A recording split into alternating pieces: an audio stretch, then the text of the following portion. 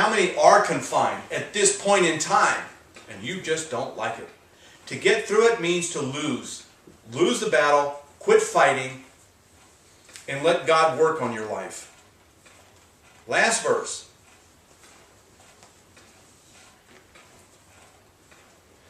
Such knowledge is too wonderful for me. It is high. I cannot attain unto it. David understood the limitations of his flesh and his ability to figure situations out. What God was doing in his life was too high for him. He didn't, which meant it was unattainable. He couldn't reach it. He couldn't fathom at times what the Lord was doing in his life. Lost my spot again. I have to get a bigger Bible, Rosie, just so I can keep up. It's high. I cannot attain unto it. In other words, I can't prevail and I can't overcome. What's yours saying? I thought you were getting my I need my glasses. Oh, no, I don't need your glasses. I'm just joking. So pretty much the same thing. C2. It's actually the angle. It's not the words. I cannot attain unto it because I'm looking at it this way. She doesn't buy it. I can see the words. It's all right. Let's keep my finger here. I cannot attain unto it. This is what we all try and do. Attain here means prevail or overcome.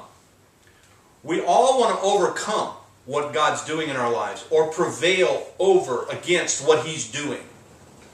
David was saying, such knowledge is too wonderful for me. It's too high what He's doing. I can't think past what God's doing. It's hard for me to comprehend how am I going to outdo God. I cannot overcome it.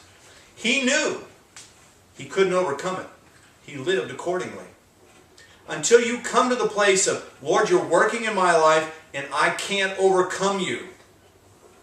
You'll stay in your pen. You'll stay in your cell until you quit fighting and quit surrendering. I've told you before the vision the Lord gave me a long time ago about the horses. The Lord gave me a vision, and it was this horse in this really tight pen. And the horse was kicking and kicking and bucking and kicking, just kicking the pen, and I'm not a horse person, it was a wooden fence, and it was really tight around him, and he was just kicking and jumping and banging on this thing.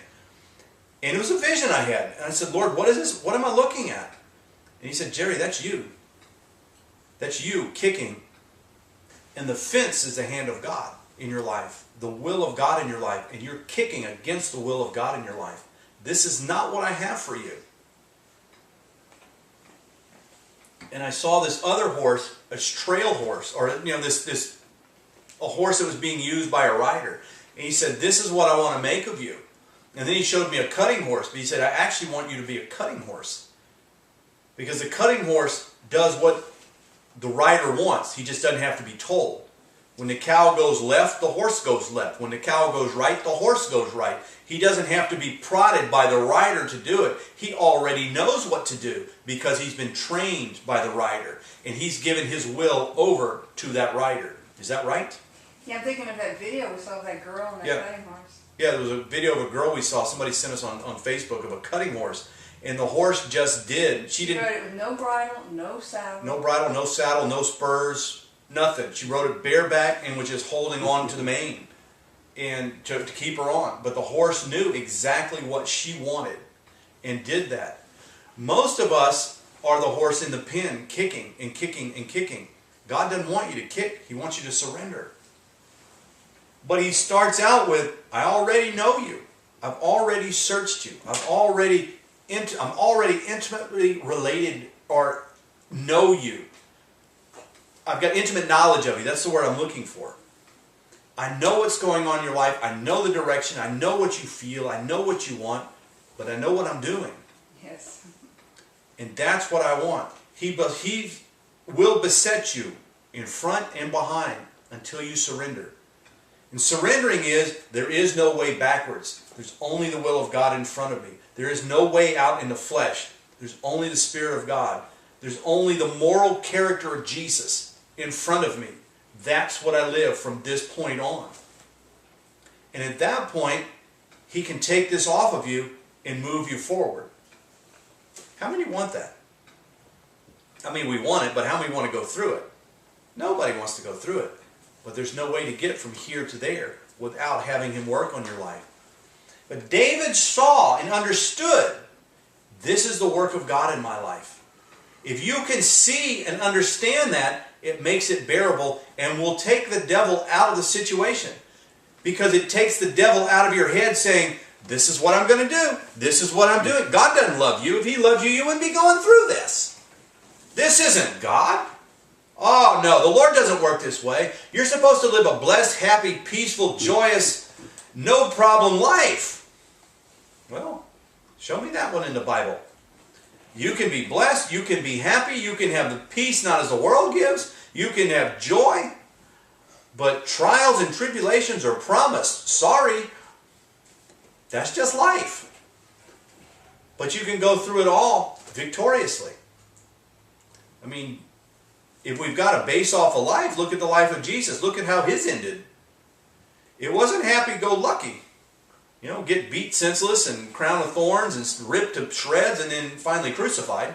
His life was a constant battle against the religious. Yeah, life was a constant battle against the devil. But he had constant victory. Constant victory. Why? His trust in God.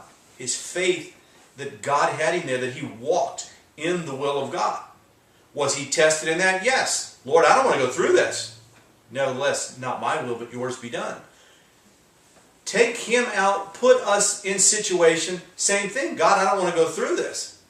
Nevertheless, not my will, but yours be done. Our problem is we can't get to that second half of it. We got the first half. I don't want to do this. I don't like this. I don't like being in this. I don't want to think this way. I want to take my brain out and roll it over in the corner for a while just so it'll shut up.